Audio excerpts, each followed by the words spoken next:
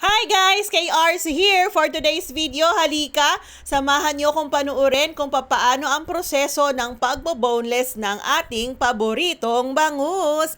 At ayan nga guys, dahil nga natapos ang okasyon, nasawa naman akong kumain sa mga meat, pork, and chicken. Kaya eto naman, gusto ko namang kumain ng bangus at kaya eto, bumili ko. Pero syempre, ayoko ng matinik kaya nagpa-boneless ako at panuorin natin kung paano yung ginagawa ni ate. At ayan na nga, o di ba bonggang-bongga, maingat niyang hinihiwaan yung laman ng bangus pero hawak-hawak niya yun guys ha, kasi kung hindi madudurog daw ito.